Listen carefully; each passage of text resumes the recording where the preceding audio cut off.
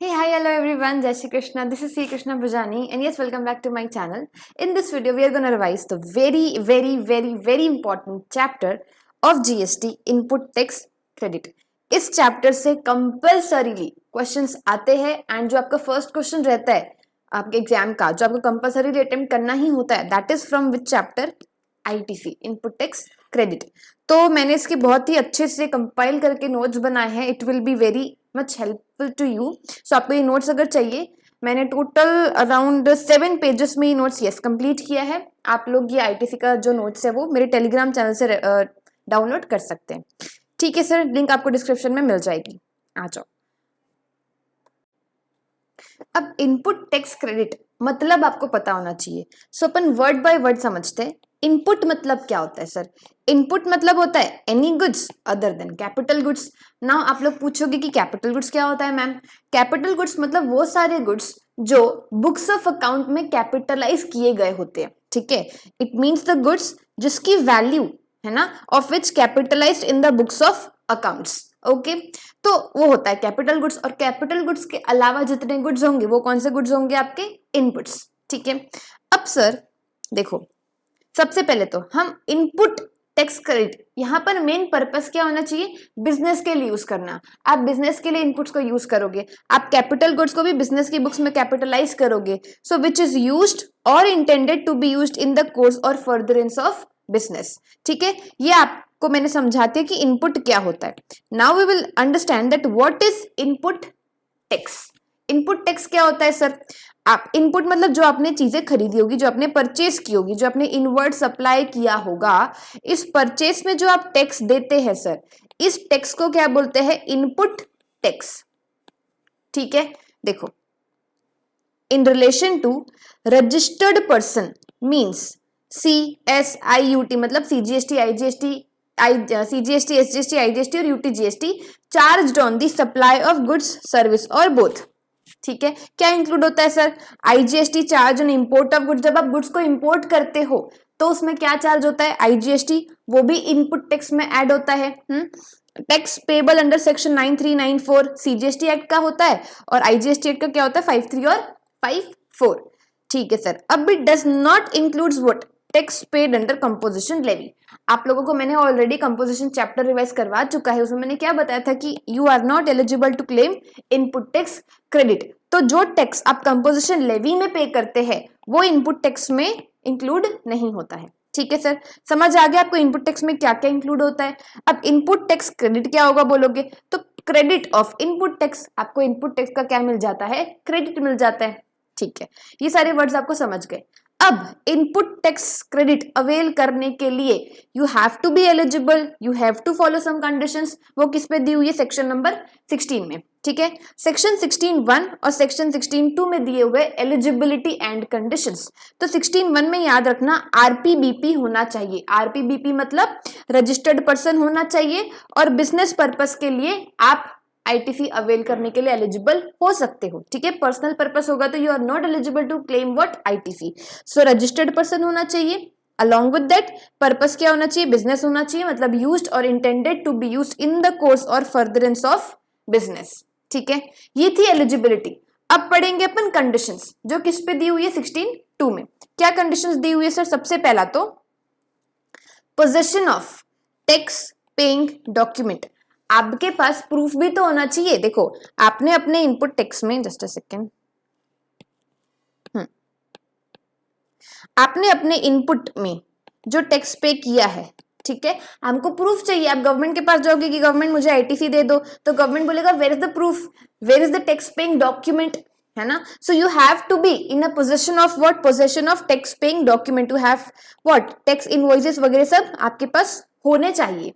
ठीक है, tax paying document आपके पास होने चाहिए. अब मैं आप पूछोगे कि क्या क्या होते हैं टैक्स पेइंग डॉक्यूमेंट, तो किस पे दिए हुए tax paying document? Rule 36 yes, rule 36 में दिए हुए आपके टैक्स पेइंग डॉक्यूमेंट कौन कौन से हो सकते हैं। तो देखो सर, टैक्स पेइंग डॉक्यूमेंट्स मतलब आपके पास चाहे वो इनवॉइस हो, रिवाइज्ड इनवॉइस हो जो सप्लायर ने इशू किया होगा, आपका वो टैक्स पेइंग डॉक्यूमेंट हो सकता है। या फिर रेसिपिएंट, आरसीएम के केस में कौन टैक्स पे करता है? रेसिपिएंट टैक्स पे करता है। वो जो इनवॉइस इशू करेगा that is also a tax paying document. Debit note, bill of entry, document issued by input service distributor, ये सारे क्या होते हैं? आपके टैक्स पेइंग डॉक्यूमेंट होते हैं। अब इसमें क्या क्या डिटेल्स मेंशन्ड होती है? सबसे पहले तो कितना अमाउंट ऑफ टैक्स चार्ज किया गया है, क्या क्या आपके गुड्स है, डिस्क्रिप्शन आपको बताना है गुड्स का और सर्विसेज का, वो उसमें डिटेल्स मेंशन रहेगी। टोटल वैल्यू क्या रहेगी सप्लाई की, क्योंकि वैल्यू पे ही तो आपका जीएसटी लगेगा ना, एंड जीएसटी नंबर क्या रहेगा, ये सारी डिटेल्स आपके टैक्स पेइंग डॉक्यूमेंट में मेंशन होनी चाहिए। ओके, ये थी पहली कंडीशन। दूसरी कंडीशन क्या है सर? दूसरी कंडीशन ये है, दूसरी कंडीशन ये है, details of invoices, debit note uploaded by the supplier in his GSTR1 और IFF and details communicated in GSTR2B। क्या होता है ना कि जैसे ही सप्लायर GSTR1 में डिटेल्स फर्निश करता है, ठीक है, ऑटोमेटिकली वो GSTR2B में क्या हो जाता है? ऑटो पॉपुलेट हो जाता है। ठीक है, GSTR2B किसका होता है और 1 किसका होता है? सब, अब जैसे ये सप्लायर है एंड ये रिसिपिएंट है, तो सप्लायर ने जो चीज सप्लाई की होगी, जो चीज सेल की होगी, आप लोगों ने रिटर्न्स में पढ़ा होगा, वो किस में फर्निश करेंगे? अपना सेल R1 में। और जैसे ही सप्लायर R1 में डिटेल्स फर्निश करता है, ऑटो पॉपुलेट हो जाता है रेसिपिएंट के GSTR2B में, क्योंकि इसने अगर सेल किया है तो रेसिपिएंट ने क्या किया होगा? परचेस किया होगा। तो रेसिपिएंट के लिए क्या हो जाएगा? इनपुट हो जाएगा, जिसमें वो क्या पे करता होगा? Input tax. और अगर उसको आईटीसी क्लेम करना है तो फिर उसके 2B में ये अमाउंट दिखना चाहिए। समझ आ गया? बहुत डिटेल में मैं एक्सप्लेन कर रही हूँ, चूंकि रिविजन वीडियो, बट स्टिल मैंने अच्छे से एक्सप्लेन कर रही हूँ। सो डिटेल्स ऑफ इनवॉइस और debit note uploaded by supplier in his GSTR1 और IFF इनवॉइस फर्निशिंग फैसिलिटी होता है ये, एंड डिटेल्स कम्युनिकेट किस में किया जाता है सर? GSTR2B में। ठीक है, उसके बाद आता है सर आपका देखो, आपके पास क्या होना चाहिए? गुड्स, सर्विस या फिर बोथ, जो भी आपने रिसीव किया है, जिसको जो भी आपने परचेस किया है, आपके पास वो पहुंच जाना चाहिए, रिसीट हो जाना चाहिए। अब यहाँ पे एक होता है bill to ship to model. ठीक है, bill to ship to model. Bill to ship to model में क्या होता है sir? Bill to ship to model आपको पहले से पता ही होगा क्या होता है। मतलब अगर ए, बी और सी है, ठीक है, बी ने इंस्ट्रक्ट किया बी को कि आप बिलिंग मेरे नाम पर कर दो, बट शिप किसको कर दो? गुड्स सी को कर दो। ठीक है, तो बिल टू इधर और शिप टू इधर, समझ गए? तो यहां पर एक्चुअल में रेसिपिएंट तो मान लो ये हुआ क्योंकि ऑर्डर इसने दिया था, बट इसने इंस्ट्रक्ट डायरेक्शन दिया किसको? ए को, कि आप शिपिंग बिल की किसके पास कर दो? सी को कर दो। तो ये मान लिया जाएगा कि बी को ये goods deemed to be received हो चुके हैं एंड ये कंडीशन उसने फुलफिल कर लिए, तो वो आईटीसी क्लेम कर सकता है। Receipt of goods service or both, उसमें एक केस है bill to ship to model वाला। ठीक है, फोर्थ कंडीशन ये है सर कि आपके जो आईटीसी की डिटेल्स है वो आपको रजिस्टर्ड पर्सन को कम्युनिकेट कर देनी है। मतलब आपको GSTR3B भी फाइल करना है, जिसमें आपको सारे टैक्स पेमेंट करने रहते हैं। ठीक है, उसके बाद टैक्स एक्चुअली गवर्नमेंट को पे हो जाना चाहिए। These 5 conditions have to be fulfilled, ठीक है, ताकि आप आईटीसी क्लेम कर सको। एक नया कंसेप्ट है निकाला है GSTR1A, जहां पर अगर आपने कुछ भूल गए फर्निश करना, कुछ करेक्शन करना, एडिशनल डिटेल्स डालनी है, तो आप क्या कर सकते हो? जो मतलब फॉर एग्जांपल मार्च मंथ का आपको R1 फाइल करना था 11 अप्रैल तक, आपने कुछ इनवॉइसेस उसमें फर्निश ही करना भूल गए। ठीक है, कुछ इनवॉइसेस फर्निश करना भूल गए, जो आपने कब फर्निश किया? फॉर एग्जांपल ड्यू डेट तो वैसे भी निकल चुकी है, 20 को आपको 3B भी फर्निश करना रहता है, उसके बाद आपको ध्यान आया तो फिर आप उसको अप्रैल के 1 में मतलब 11th ऑफ मे में आप क्या कर सकते हो? उसको फर्निश कर सकते हो। तो यहाँ पर आपको जो 10 इनवॉइसेस का इंटरेस्ट था वो आपको नेक्स्ट मंथ पे करना पड़ेगा। नेक्स्ट मंथ आपको 10 इनवॉइसेस टैक्स वगैरह पे करने पड़ेंगे। देन गवर्नमेंट ने क्या बोला कि अगर आपको पहले याद आ जाता है, मतलब मार्च का इनवॉइस R1 कब फाइल करना था? 11 अप्रैल को, तो 20 अप्रैल के पहले पहले आप 1A फाइल कर सकते हो, जिसमें जितनी भी एडिशनल डिटेल्स होती है आउटवर्ड सप्लाई की, before filing return in form GSTR3B you can file. ठीक है, समझ आ गया? ये था आपका GSTR1A। ठीक है सर, ये हो गया। अब आता है आपका reversal of ITC, non payment of tax, non payment of. अब आते हैं sir upon reversal of ITC में। ये क्या कंसेप्ट है मैं बताती हूँ। देखो एग्जाम्पल पहले बताऊंगी, फिर आपको लॉ की लैंग्वेज रीड कराती हूँ, ठीक है। सप्लायर ने अगर गवर्नमेंट को टैक्स पे नहीं किया, ठीक है, तो रेसिपिएंट को क्या करना पड़ जाएगा, आईटीसी जो भी उसने अवेल कर लिया है वो रिवर्स करना पड़ जाएगा अलॉन्ग विद इंटरेस्ट, क्योंकि मैंने आपको बता रखा है कि tax actually paid to the government एक कंडीशन होती है, अगर आपको आईटीसी अवेल करना है तो पांचों कंडीशन सेटिस्फाई करनी पड़ेगी, ठीक है। सो फॉर एग्जाम्पल सुंदरलाल, उसने जेठालाल को कुछ सप्लाई किया, ठीक है। अब जेठालाल ने सुंदरलाल को पेमेंट कर भी दिया। अब सुंदरलाल ने क्या किया, जीएसटीआर 1 फाइल कर दिया, क्योंकि ये कौन है, सप्लायर सुंदरलाल। तो जीएसटीआर 1 तो चलो फाइल कर दिया, और जीएसटीआर 1 फाइल करते ही रेसिपिएंट मतलब जेठालाल के टूबी में वो क्या हो गया, ऑटो पॉपुलेट हो गया। तो अगर जेठालाल के टूबी में वो ऑटो पॉपुलेट हो गया तो फिर जेठालाल बोला क्या बात है, सुंदरलाल ने इस बार जीएसटीआर 1 टाइम पे फाइल कर चुका है और मेरे पास टूबी में ऑटो पॉपुलेट भी हो चुका है, तो मैं क्या करता हूँ, उसका आईटीसी अवेल कर लेता हूँ। तो जेठालाल ने आईटीसी क्या कर लिया, अवेल कर लिया। लेकिन ये तो सुंदरलाल है, ये तो टोपीबाज है। इसमें क्या किया कि 3B में जब एक्चुअल में टैक्स पे करना होता है, जिस 3B में, उसको उसने फाइल नहीं किया। तो एक्चुअल में क्या गवर्नमेंट के पास टैक्स पहुंचा, क्या टैक्स तो नहीं पहुंचा गवर्नमेंट के पास। इसीलिए जेठालाल को क्या करना पड़ गया, अब रिवर्स करना पड़ गया जो उसने पहले आईटीसी अवेल किया था। इसको बोलते हैं रिवर्सल ऑफ आईटीसी, ठीक है।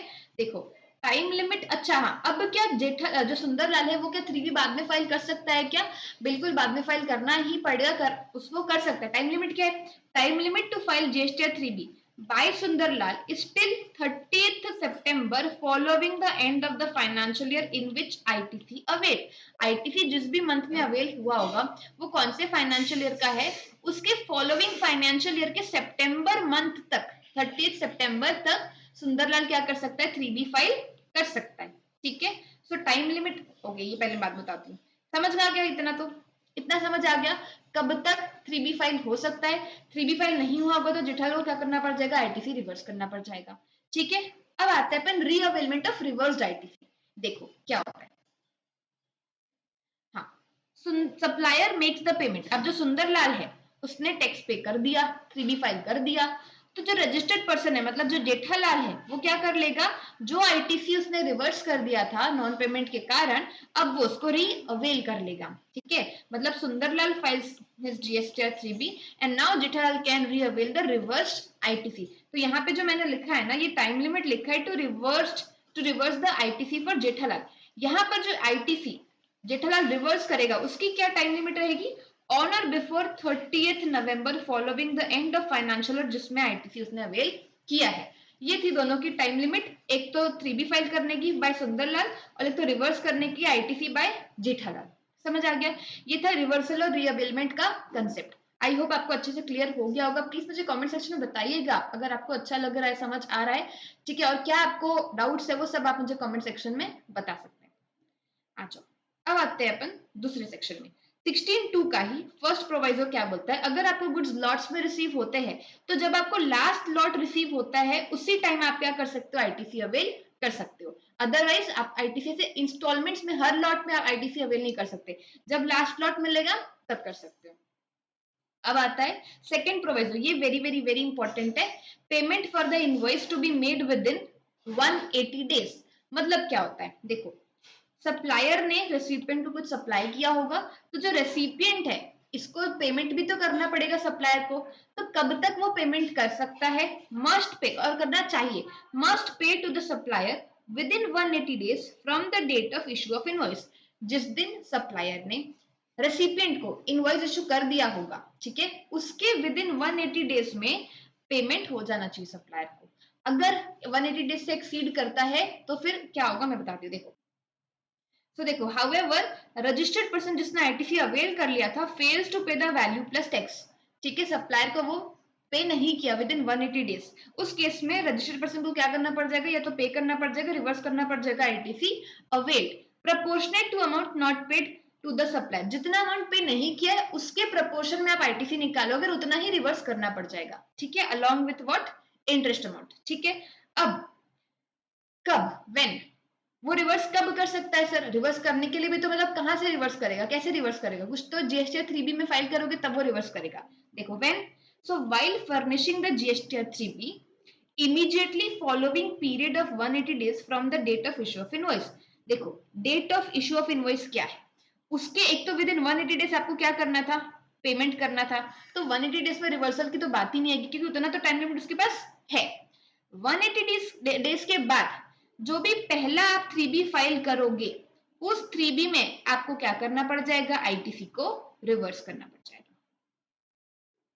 ठीक है, मतलब ये जो आईटीसी है आपके आउटपुट टैक्स लाइबिलिटी में जाके ऐड हो जाएगा। ठीक है, अब सर यहाँ पे 3 एक्सेप्शंस है जिसमें 180 डेज के प्रोविजंस एप्लीकेबल नहीं होते हैं।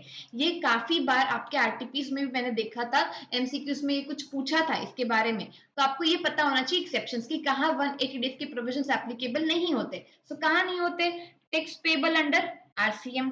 ठीक है, जहां पे आप आरसीएम में टैक्स पेबल होता है, मतलब आप ही देख लो रेसिपिएंट ये तो खुद ही टैक्स पे करने वाला है, तो फिर इसमें ये 180 डेज वाला प्रोविजन एप्लीकेबल नहीं होगा। डीम्ड सप्लाइड विदाउट कंसिडरेशन, इसमें तो कंसिडरेशन इन्वॉल्व ही नहीं होती, तो शेड्यूल 1 में जो ट्रांजैक्शन है उसमें 180 डेज वाले प्रोविजन एप्लीकेबल नहीं होंगे। और additions made to value of supplies 15 two D में जो आपका इंटरेस्ट पेनल्टी लेट फीस ये सब चार्ज होता है जो आपके वैल्यू में ऐड हो जाता है, वो चीज भी इसमें 180 डेज में एप्लीकेबल नहीं होगा।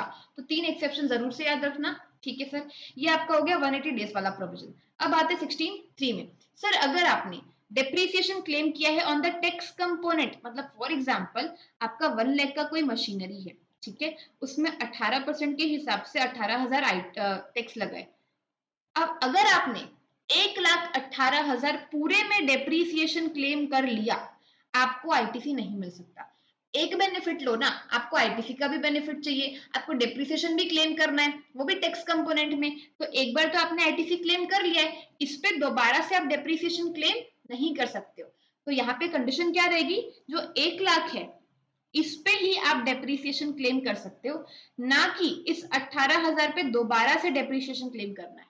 ठीक है सर, तो अगर डेप्रिसिएशन आपने टैक्स कंपोनेंट पे क्लेम किया है तो आपको आईटीसी नहीं मिलेगा। ठीक सर, ठीक है सर। अब 16(4) बात करता है time limit for availing ITC. ये क्या बोलता है सर, देखो 30th November of succeeding financial year और date of filing of annual return whichever is earlier, मतलब 30 नवंबर सक्सीडिंग फाइनेंशियल ईयर का या तो फिर actual date of filing the annual return, दोनों में से जो भी अर्लियर होगा तब तक आपके पास टाइम होगा आईटीसी अवेल करने का। क्योंकि अगर आपने एक बार एनुअल रिटर्न फाइल कर दी, उस साल का पूरा आपने उधर फाइल कर, उसके बाद आपके पास टाइम लिमिट नहीं रहेगा आईटीसी अवेल करने के लिए। ठीक है सर, लेकिन डेबिट नोट के केस में क्या होता है ना, मान लो एक इनवॉइस है और एक डेबिट नोट है, दोनों का जो इशुएंस है उसका डेट अलग है। So date of issuance of debit note वो लेना है आपको, ना कि वो जिस इनवॉइस के बदले आप जिस इनवॉइस के लिए डेबिट नोट दे रहे हो उस इनवॉइस का डेट आप डेबिट नोट के लिए कंसीडर नहीं कर सकते हो फॉर अवेलिंग द आईटीसी। ठीक है, so date of issuance of DN debit note ही कंसीडर करना है, not the date of underlying invoice. Okay, okay sir. Now will come to when recipient issues invoice in case of RCM supplies received from unregistered person। जब recipient invoice issue करता है RCM supply के case में, जब उसने unregistered person से कुछ supply receive किया होता है, relevant financial year for calculation under section 16(4) will be the financial year in which such invoice issued subject to payment of tax and other conditions, and if invoice is issued after time of supply interest and penalty shall be applicable। मतलब invoice time पे issue होना चाहिए, अगर invoice after time of supply issue होता है तो आपको क्या लग जाएगा सर, इंटरेस्ट और पेनल्टी एप्लीकेबल हो जाएगी। वो चीज मैं आपको यहाँ पर भी ये बताने वाली हूँ, clarification on time limit under section 16(4) in respect of RCM supplies received from this. तो देखो अगर invoice after time of supply issue होता है तो he will required to pay the interest on such delayed payment of tax plus may also be liable to penal action under section 122। ये चीज इस provision में लिखी हुई है। ये हो गया सर, ये बहुत इंपॉर्टेंट एक न्यू ऐड हुआ था। क्या ऐड हुआ था, 16(6) time limit for taking ITC in case of revoked registration cancellation. ये क्या होता है सर, मान लो कि आपका रजिस्ट्रेशन क्या हो चुका है, कैंसिल हो चुका है। अगर आपका रजिस्ट्रेशन कैंसिल हो गया है तो हो सकता है बाद में किसी रीजन से उस रजिस्ट्रेशन के लिए आपने रिवोकेशन के लिए एप्लीकेशन डाला हो, या फिर कोर्ट ट्रिब्यूनल के ऑर्डर के कारण आपका जो कैंसिल्ड रजिस्ट्रेशन है उसके लिए रिवोक किया जा रहा हो। ठीक है, क्या उस केस में आप आईटीसी रीअवेल कर पाओगे कि नहीं कर पाओगे? तो देखो मैं एग्जांपल बताती हूँ आपको। पहले तो मिस्टर ए ने गुड्स परचेस किए कब, मार्च 25 को। ठीक है, मार्च 25 ध्यान रखना, उस टाइम उसने गुड्स परचेज किए थे। अब सितंबर 25 में उसका रजिस्ट्रेशन क्या हो गया, कैंसिल हो गया। उसके बाद फरवरी 26 को जाके जो कैंसिल हुआ था ना रजिस्ट्रेशन, वो रिवोक हुआ है।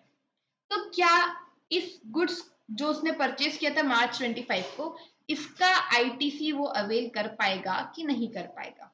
तो सबसे पहले आपको टाइम लिमिट देखनी है अवेल आईटीसी करने की, 30 नवंबर और annual return whichever is earlier. अब आपको ये चीज पता होगी कि जब रजिस्ट्रेशन कैंसिल हो जाता है ना, उसके बाद वो कोई भी रिटर्न फाइल नहीं कर सकता, कोई ट्रांजैक्शन नहीं कर सकता, ठीक है, कोई टैक्स पे नहीं कर सकता, कुछ नहीं कर सकता आफ्टर रजिस्ट्रेशन बीइंग कैंसिल्ड। अब क्वेश्चन ये था कि क्या उसको इस मार्च 25 में जो उसने कुछ परचेज किया था उसका आईटीसी मिल जाएगा क्या, जब उसका रजिस्ट्रेशन जो कैंसिल हुआ था वो रिवोक हो चुका है तब? तो देखो, आपको चेक करना है कि 30 नवंबर और annual return whichever is earlier, ये डेट से जब उसका रजिस्ट्रेशन कैंसिल हुआ ना सितंबर 25, ये तो एक्सीड नहीं कर रही है, ये तो उसके विद इन टाइम लिमिट ही है। ठीक है, within time limit to avail ITC ही है जब उसका रजिस्ट्रेशन कैंसिल हुआ है।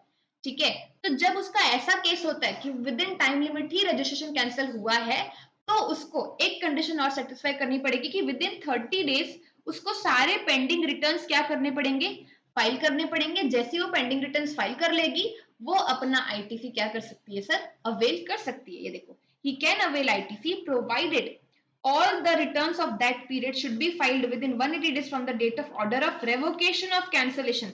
जैसे ही उसका कैंसिलेशन रिवोक होता है, वहां से 30 दिन के अंदर अंदर सारे पेंडिंग काम निपटा के सारा रिटर्न्स फाइल करके फिर वो आईटीसी अपना अवेल कर सकती है।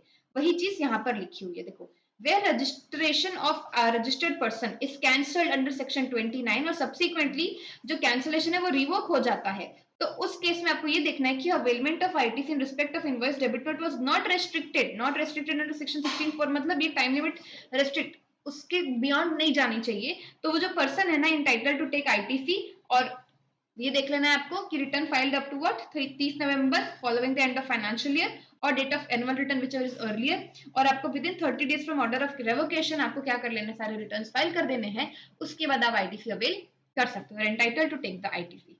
ये भी अपना हो चुका है पूरा क्लियर। ठीक है,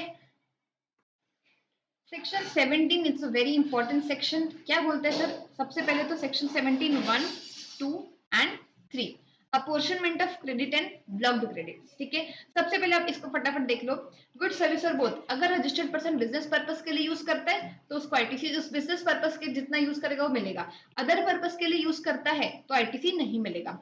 उसके बाद अगर good service or both registered person जो है वो इस गुड्स सर्विस और बोथ को टैक्सेबल सप्लाईज के लिए यूज करता है तो आईटीसी मिल जाएगा, इंक्लूडिंग जीरो रेटेड सप्लाई। ये ध्यान रखना, zero rated supply mostly exports होते हैं, तो एक्सपोर्ट के केस में गवर्नमेंट ने आपको बेनिफिट दिया है कि आप आईटीसी क्लेम कर सकते हो, भले ही आपने आउटपुट में कोई टैक्स पे नहीं किया है, still you are eligible to claim ITC. ठीक है, और एग्जेम्प्ट सप्लाईज क्या होता है, आईटीसी नहीं मिलेगा उसमें। ठीक है, अब इस एग्जेम्प्ट सप्लाई की वैल्यू में क्या क्या इंक्लूड होता है अंडर सेक्शन 2, मतलब ये अंडर सेक्शन 2। ठीक है, under subsection 2 include supplies on which recipient is liable to pay the RCM plus जितनी भी सिक्योरिटीज में ट्रांजैक्शन होते हैं, और सेल ऑफ लैंड होता है subject to clause B of para 5 of schedule 2 and sale of building. तो RCM वाले जितने भी सप्लाईज है, सिक्योरिटीज वाले सप्लाईज है, ठीक है, और ये आपका सेल ऑफ लैंड बिल्डिंग वाला जो है, वो सारे केसेस आपके एग्जेम्प्ट सप्लाई के वैल्यू में ऐड इंक्लूड होते हैं। ठीक है, अब आ जाओ सर आप 17(5) में ब्लॉक्ड क्रेडिट में, मतलब भले ही आपने बिजनेस पर्पस के लिए गुड सर्विस को यूज किया है, स्टिल आप उसमें आईटीसी क्लेम नहीं कर सकते हो। ठीक है, उसको बोलते हैं ब्लॉक्ड क्रेडिट। ओके, ठीक है सर। अब देखो ए, ये बहुत इंपॉर्टेंट है। अगर आपने motor vehicle which is design to carry up to 13 passengers including driver, अगर ऐसा है तो आपको इसका आईटीसी नहीं मिलेगा। मतलब मोटर व्हीकल जिसमें सिर्फ अप टू 13 पैसेंजर्स ही आप कैरी कर सकते हो, इंक्लूडिंग ड्राइवर की बात कर रही हूँ, इस केस में अप टू 13 वालों को आईटीसी नहीं मिलेगा। हाँ, 14 15 16 इतना होता तो आपको आईटीसी मिल जाता। ठीक है sir, except when used for following taxable supplies, मतलब इन 4 केसेस में भले ही अप टू 13 पैसेंजर्स क्यों ना हो, आपको आईटीसी मिल जाएगा। तो ये एक्सेप्शनल केसेस है। पहला केस में क्या बोलता है sir, making further taxable supply of such motor vehicle, मतलब आपने मोटर व्हीकल जो परचेस किया है ना, पर्पस क्या है परचेस करने का, सामने उसको उस मोटर व्हीकल को फर्दर सप्लाई करना। तो अगर आप फर्दर सप्लाई करने के लिए मोटर व्हीकल परचेस करते हो, उस केस में आपको उसका आईटीसी मिल जाएगा, क्योंकि आपका वो धंधा ही है। ठीक है, ये ध्यान रखना कि जो डेमो व्हीकल्स होते हैं, अब आप बोलोगे वो तो फर्दर सप्लाई के लिए नहीं होते हैं। जो आप अगर मान लो कार लेने गए, आपने डेमो लिया, डेमो व्हीकल आपने चला कर देखा, ठीक है, तो उस डेमो व्हीकल का आईटीसी क्या उस शोरूम वाले को मिलेगा कि नहीं मिलेगा। यहाँ पे आपको इंटेंशन देखना है। इंटेंशन क्या है, अगर वो डेमो व्हीकल पसंद आई, डेमो व्हीकल आपने रखा क्यों, कि ताकि लोग उसको यूज करके देखे, बाद में परचेस करना है नहीं करना है वो डिसाइड करे। तो डेमो व्हीकल का इंटेंशन क्या था रखने का, कि आगे फर्दर सप्लाई बाकी कार्स का हो। इसीलिए आईटीसी डेमो व्हीकल के केस में ब्लॉक्ड नहीं होता है अंडर सेक्शन 17(5). ठीक है सर। अगर आपका पर्पस ट्रांसपोर्टेशन ऑफ पैसेंजर्स होता है, पैसेंजर ट्रांसपोर्टेशन का पर्पस होता है मोटर व्हीकल का, तो उस केस में भी आपका आईटीसी ब्लॉक्ड नहीं होगा। और आपने अगर उस व्हीकल को ट्रेनिंग, ड्राइविंग स्कूल जैसे होते हैं, ठीक है, आपने ट्रेनिंग देने के लिए यूज किया है, तो भी आपका आईटीसी ब्लॉक नहीं होगा। गुड्स ट्रांसपोर्टेशन के केस में तो कभी ब्लॉक्ड नहीं होता है। ठीक है सर, ओके। अब आते हैं अपना वीक वेसल्स एंड एयरक्राफ्ट, एकदम सेम है, सेम। बस हाँ, पैसेंजर्स वाला यहाँ पर नहीं, सिटिंग कैपेसिटी वाला। ठीक है, वेसल्स एयरक्राफ्ट में आईटीसी ब्लॉक्ड होता है, बट कब ब्लॉक नहीं होता, इन केसेस में। ठीक है, further supply, imparting training, transportation of passengers, ये सब में ब्लॉक्ड नहीं होता। ठीक है सर। अब आता है आपका general insurance service repair and maintenance. Okay, GSRM, general insurance service repair and maintenance.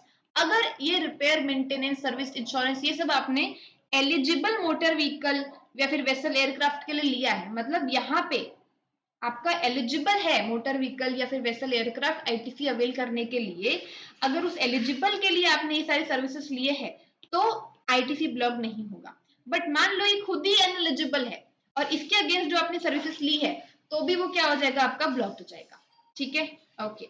Also ITC for general insurance service और repair and maintenance eligible in following cases, दो केसेस में और एलिजिबल है। कौन से केसेस में, if it is availed by manufacturer of motor vehicle, vessel और aircraft, जो इसका मैन्युफैक्चरर है वो अगर अवेल करता है, ठीक है, तो फिर वो क्या कर सकता है सर, आईटीसी उस general insurance service repair maintenance का अवेल कर सकता है। And if it is availed by supplier, insurance company of motor vehicle, vessel, aircraft, मतलब जो इंश्योरेंस कंपनी है जिसने इंश्योरेंस वगैरह सप्लाई किया है, ठीक है, तो वो क्या कर सकती है, अवेल कर सकती है। मैन्युफैक्चर सप्लाई के केस में ध्यान रखना। ठीक है सर।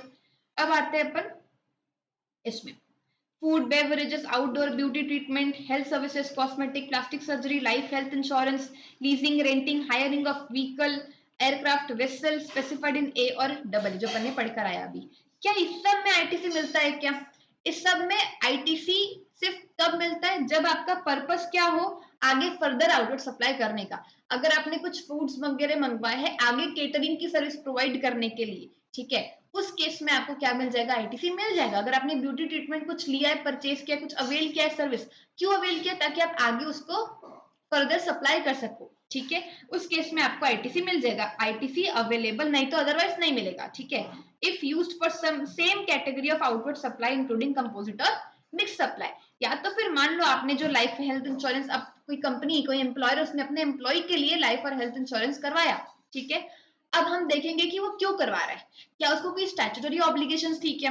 अगर उसको स्टैट्यूटरी मतलब लॉ लीगल ऑब्लिगेशन था ये इंश्योरेंस करवाने का एम्प्लॉयज के लिए, तो आईटीसी इसको मिलेगा। अदरवाइज विदाउट एनी ऑब्लिगेशन अपनी इच्छा से वॉलंटरीली कर रहा है तो आईटीसी नहीं मिलेगा।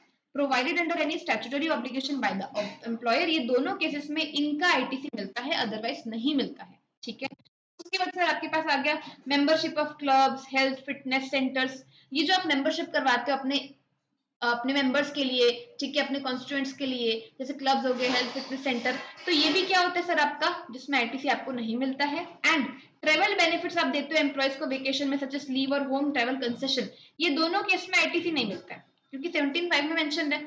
और कब मिलेगा, जब आप under any statutory obligation by the employer provide कर रहे होंगे तो मिलेगा। ठीक है, उसके बाद आता है सर आपका works contract services for construction of any immovable property. मतलब अगर आपने वर्क्स कॉन्ट्रैक्ट की सर्विसेज लिया है, क्यों लिया है, आपको इमूवेबल प्रॉपर्टी का कंस्ट्रक्शन करवाना है, बट उस इमूवेबल प्रॉपर्टी में प्लांट एंड मशीनरी इंक्लूड नहीं है, इंक्लूड नहीं है, तो उसमें आईटीसी नहीं मिलेगा। कब मिलेगा? जब वही आप फर्दर सप्लाई करते हो वर्क्स कॉन्ट्रैक्ट सर्विसेज का। अगर आपने WCS लिया और लिया क्यों? आगे फर्दर सप्लाई करने के लिए, तो आपको मिलेगा। ठीक है, जो ले रहा है आपसे अल्टीमेट सप्लायर, जो अल्टीमेट रेसिपिएंट आपसे ले रहा है, ठीक है, वो आगे फर्दर सप्लाई तो नहीं कर रहा है, तो उसको आईटीसी नहीं मिलेगा। जो फर्दर सप्लाई करता है उस इंसान को आईटीसी इसका मिल जाता है। ठीक है, उसके बाद good service or both received for construction of N immovable property.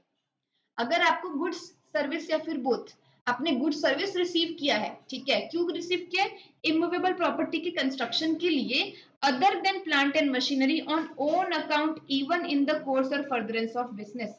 खुद से लिया है, नॉट फॉर फर्दर सप्लाई, खुद से लिया है।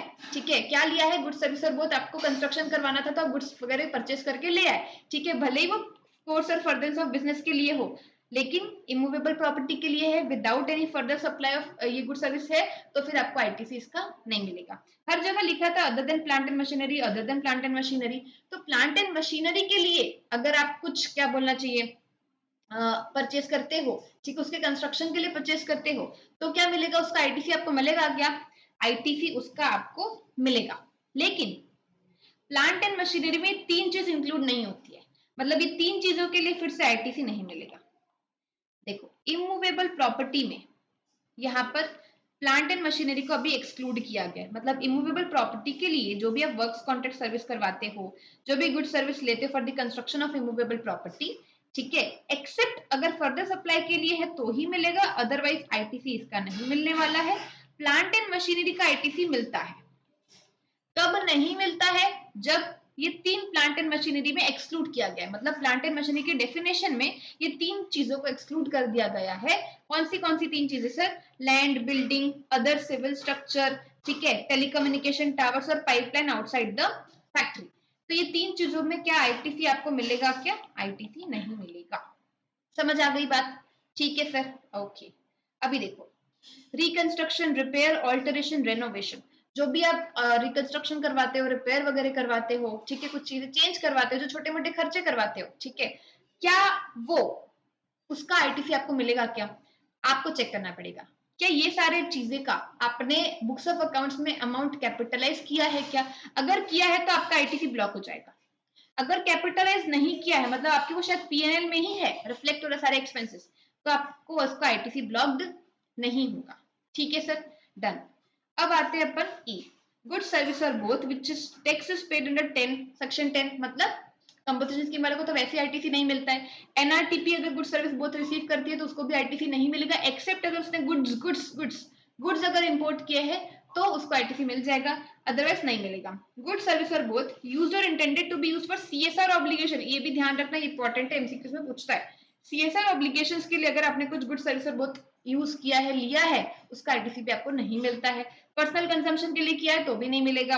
Goods lost, destroyed, stolen, written off, disposed of by way of gift or sample, in cases में भी आपको आईटीसी नहीं मिलता। आप ही सोचो, आपका गुड्स क्या हो गया? चोरी हो गया। ठीक, गुड्स क्या हो गया? चोरी हो गया। अब अगर गुड्स चोरी हो गया है तो क्या आगे इसका आप सप्लाई कर पाओगे? क्या ऑब्वियसली नहीं, वो तो चोरी हो गया ना। तो जब तक सप्लाई नहीं करोगे तब तक आईटीसी आपको गवर्नमेंट कैसे देगी? इसलिए इन केसेस में भी आपको आईटीसी नहीं मिलता है। या फिर आपने टैक्स पे किया अंडर सेक्शन 74, 129 और 130, fraud, search during during transit और कॉन्फिस्केशन ऑफ गुड्स, ये तीन केसेस में, तीन सेक्शंस में भी अगर आपने टैक्स पे किया है तो आपको आईटीसी अवेलेबल नहीं होगा क्लेम करने के लिए। ठीक है सर, ओके। अब आता है सर आपका सेक्शन नंबर 18, स्पेशल सर्कमस्टेंसेस। इसमें क्या होता है सर? देखो, अगर आपने कंपोजिशन स्कीम में आप ऑलरेडी हो और आपको रेगुलर स्कीम में आना है, कंपोजिशन स्कीम में मतलब आपको आईटीसी नहीं मिलता होगा, यहाँ पर आपको आईटीसी नहीं मिलता होगा। अब रेगुलर स्कीम में आ गए हो तो अब आपको आईटीसी मिलना स्टार्ट हो जाएगा। यहाँ पे क्या प्रोसीजर होता है? देखो, अ person can shift, person composition से रेगुलर में कभी भी शिफ्ट हो सकता है at any time during the financial year. In such case वो आईटीसी ले लेगा। किस पर आईटीसी ले लेगा? जो भी आपके पास स्टॉक ऑफ इनपुट्स है, कैपिटल गुड्स है, और कब चेक करोगे? कौन सी डेट में चेक करोगे? As on the date immediately preceding the date of shift. मतलब मान लो अगर आप 10th जून को शिफ्ट होने वाले हो तो आपको 9th जून को चेक करना है, immediately preceding the date of shift, कि आपके पास कितने इनपुट पड़े हैं, कितने कैपिटल गुड्स पड़े, तो आपको उसका आईटीसी मिल जाएगा। ठीक है, पर ध्यान रखना कि जो इनवॉइस है ना वो 1 साल से ज्यादा की नहीं होनी चाहिए। मतलब जो भी आपके पास इन गुड्स की, इनपुट्स की, कैपिटल गुड्स की इनवॉइसेस है वो 1 साल पहले की नहीं होनी चाहिए। विद इन 1 ईयर अगर इनवॉइसेस है तो आपको उसका आईटीसी मिल जाएगा। Can not be availed for input services. मैंने क्या बात किया यहाँ पे, सिर्फ और सिर्फ स्टॉक ऑफ इनपुट गुड्स और कैपिटल गुड्स की। ठीक है, अब आपको आईटीसी अवेल करना है तो कैसे अवेल करोगे? इनपुट्स के लिए क्या आ जाएगा? स्टॉक, सेमी फिनिश गुड्स में जो स्टॉक पड़े हैं, फिनिश गुड्स में जो स्टॉक पड़े हैं, वो सब जितना आपने टैक्स जब परचेज किया था, जब पे किया है ना, tax paid at the time of purchase, उतने टैक्स का आईटीसी आपको मिल जाएगा। कैपिटल गुड्स के केस में कैसे निकालोगे सर आप? Tax paid at the time of purchase, जब आपने टैक्स पे किया था at the time of purchase, आपको लेस करना है 5% पर quarter or part of the quarter. मतलब जब आपने टैक्स पे किया था at the time of purchase, आप क्या लेस करोगे उसमें से? जितना भी 5% होगा पर quarter or part thereof, part of the quarter, उतना कैलकुलेट करके माइनस कर देना। तो तब आप तो कंपोजिशन स्कीम में थे, ठीक है। और फिर जितना बैलेंस बचेगा वो आईटीसी आप क्या कर लेना? क्लेम कर लेना। ठीक है, अब देखो सर, एप्लीकेशन आपको फाइल करना पड़ेगा within 30 days from the date of shift. ITC 01 में you have to file an application. जैसे ही आप शिफ्ट हो गए, जैसे 10 जून को आपने शिफ्ट कर लिया कंपोजिशन से रेगुलर में, उसके विद इन 30 डेज में आपको फाइल करना पड़ेगा एप्लीकेशन, और वो फॉर्म है आईटीसी 01। ध्यान रखना, आईटीसी का अमाउंट अगर 2 लाख से ज्यादा होता है तो सीए और सीएमए का सर्टिफिकेशन आपको लगेगा। ठीक है, ये था आपका कंपोजिशन से रेगुलर आने में केस। अब अगर आप रेगुलर से कंपोजिशन में आते हैं, क्या होगा तब? A person can shift from regular to composition. पहले रेगुलर में टैक्स पे कर रहे थे आप रेगुलर स्कीम में, अब आप कंपोजिशन स्कीम में टैक्स पे करोगे। तो दोनों में डिफरेंस ये है कि कंपोजिशन से रेगुलर आप कभी भी during the financial year shift हो सकते हो, बट आपको अगर रेगुलर से कंपोजिशन में शिफ्ट होना है तो आपके पास टाइम कब होगा? Only at the beginning of financial year. Logic क्या हो सकता है?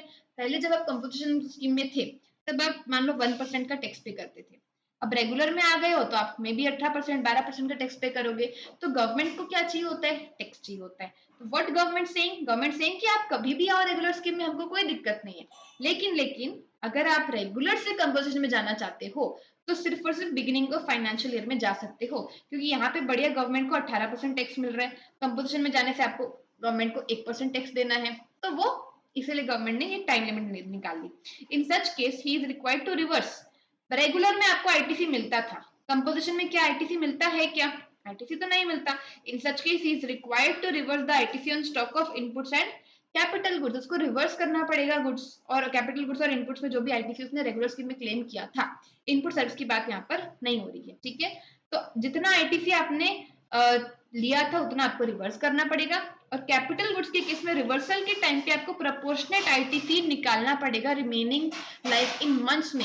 मतलब आपको ये मानना है कि मान लो कोई भी मशीन अगर आपने परचेज की थी 5 साल की, आईटीसी ने आपने अवेल किया था रेगुलर स्कीम में, 5 साल में अपन मानेंगे कि क्या बोलना चाहिए 60 मंथ्स, कितने में टोटल लाइफ अपन 60 मंथ्स मानते हैं। ठीक है, सो वो कैसे निकाले अपन? 12 मंथ्स होते हैं 5 साल, तो आपका आ गया 60 मंथ्स। ठीक है, तो वैसे आपको प्रोपोर्शनेट निकालना है, 60 मंथ्स डिवाइड कर देना और रिमेनिंग कितना बचा है उतना आपको रिवर्स करना है। ठीक है, एप्लीकेशन कब तक फाइल करना है सर? यहाँ पे कब तक फाइल करना था? 30 डेज में, और यहाँ पर 60 days from the date of shift ITC 03 में, और कोई भी बैलेंस आईटीसी होगा after above reversal will lapse. ये था आपका रेगुलर से कंपोजिशन स्कीम में जाने का क्या बोलना चाहिए प्रोसीजर। अगर आप एग्जेम्प्ट गुड्स जो बेचते थे अब वो टैक्सेबल हो चुकी है, फिर एग्जेम्प्ट सर्विसेज बेचते थे वो टैक्सेबल हो चुकी है, उस केस में क्या होगा? उस केस में आपको सेम प्रोसीजर अप्लाई करना है फ्रॉम कंपोजिशन टू रेगुलर।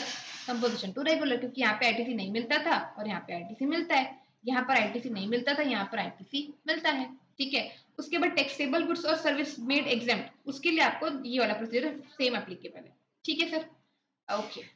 अब आते हैं सर आपका इन केस ऑफ फ्रेश और वॉलेंटरी रजिस्ट्रेशन। देखो यहाँ पर क्या होता है, इन केस ऑफ फ्रेश रजिस्ट्रेशन और वॉलेंटरी रजिस्ट्रेशन, आपको रजिस्ट्रेशन पता है। अब जब अप्लाई करते हो इफेक्टिव डेट ऑफ रजिस्ट्रेशन क्या होता है? देखो मैं बता देती हूँ। जैसे मान लो आपका 10th ऑफ मार्च में, 10th ऑफ मार्च में फॉर एग्जाम्पल 20 लैक्स का टर्नओवर क्रॉस हुआ, तो आप लाइबल टू रजिस्टर कब हो गए? 10th ऑफ मार्च को। अब अगर आपने विद इन 30 डेज अप्लाई कर दिया रजिस्ट्रेशन के लिए, ठीक है, विद इन 30 डेज अप्लाई करोगे तो इफेक्टिव डेट ऑफ रजिस्ट्रेशन क्या मानी जाएगी? 10th of March. देन अगर आप विदाउट मतलब विद इन 30 डेज आप एप्लीकेशन नहीं देते हो, मान लो बाद में दिया, आप बियॉन्ड 30 डेज आपने एप्लीकेशन दिया रजिस्ट्रेशन के लिए अप्लाई करने के लिए, तो फिर जब आपको रजिस्ट्रेशन सर्टिफिकेट मिलता है ना, तब आपका वो क्या माना जाता है, इफेक्टिव डेट ऑफ रजिस्ट्रेशन माना जाता है। ये दो आपको ध्यान रखना है, ठीक है। अब आईटीसी ऑन, या फिर आप वॉलेंटरीली अप्लाई कर रहे हो रजिस्ट्रेशन के लिए, तो ITC on stock of inputs, no input services, no capital goods, सिर्फ और सिर्फ आपको इनपुट का आईटीसी मिलेगा। कब मिलेगा, अब चेक कब करना है, on the date immediately preceding the effective date of registration can be avail. जो आपका इफेक्टिव डेट ऑफ रजिस्ट्रेशन रहेगा, दो केसेस होते हैं मैंने बता दिए, उसके एक दिन पहले, उस दिन आपके पास कितने स्टॉक ऑफ इनपुट्स था, उसका आईटीसी आप क्या कर सकते हो, अवेल कर सकते हो, ठीक है। No ITC for invoices older than 1 year, जो इनवॉइसेस 1 साल से भी पुराने हैं उसका आईटीसी आपको नहीं मिलेगा, ठीक है सर, ठीक है। अब आता है आपका, ये भी बहुत इंपॉर्टेंट से क्वेश्चन आते हैं, treatment in case of sale और डिस्पोजल ऑफ कैपिटल गुड्स। अगर आप कैपिटल गुड्स को बेच देते हो, सेल कर देते हो, उस केस में क्या आईटीसी रहने वाला है, क्या ट्रीटमेंट रहने वाला है, देखो अमाउंट पे, पहले मैं आपको एग्जांपल बता। Now treatment in case of sales or disposal of capital goods, इसमें क्या होता है सर, ये भी बहुत इंपॉर्टेंट है, क्वेश्चन इसके आते हैं।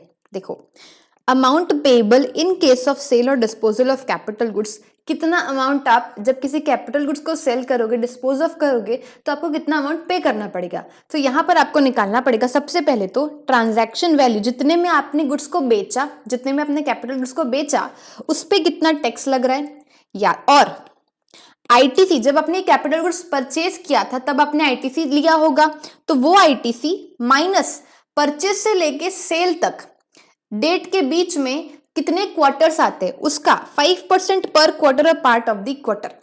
ये आपको सारे अमाउंट्स निकालने के बाद विच एवर इज हायर, जितना अमाउंट होगा that amount will be payable. मैं एग्जाम्पल बताती हूँ। देखो, मैंने परचेज किया था, Krishna purchased N equipment for 5 lakhs at the rate of 18% GST. कब परचेज किया था मैंने, 15 अक्टूबर 2021 में, ठीक है। Krishna sold the equipment on 10 जून 2023। फिर मैंने 10 जून 2023 पे उसको 2 लाख पे बेच दिया, 5 लाख पे खरीदा था, ठीक है। उसके बाद 10 जून को क्या कर दिया, 2 लाख पे बेच दिया। इसमें मुझे कितना टैक्स पे करना पड़ेगा सर, सबसे पहले मुझे निकालना पड़ेगा टैक्स ऑन ट्रांजैक्शन वैल्यू, मतलब कितने में मैंने उस गुड्स को सेल किया, 2 लाख पे सेल किया था, ठीक है। So 2 lakhs into 18% that will comes to 36,000। B, आपको अमाउंट कौन सा निकालना पड़ेगा, कितना आपने परचेस के टाइम पर आईटीसी लिया था। सो 5 लाख में आपने खरीदा था इंटू 18%, ठीक है, लेस परचेस की डेट से लेकर सेल की डेट तक कितने क्वार्टर्स आते हैं, तो 5% पर क्वार्टर, ठीक है। सो परचेस से लेकर सेल तक कितना क्वार्टर्स हो रहा है सर, यहाँ पर 7 क्वार्टर्स हो रहा है। सो 90,000 जो अपना आईटीसी का अमाउंट था, ठीक है, ITC taken at the time of purchase, minus आपका ये 5% पर quarter or part there of. तो आपको कंफ्यूजन होगा कि मैम ये क्वार्टर कैसे निकालोगे, नंबर ऑफ क्वार्टर्स, तो मैं आपको बता देती हूँ।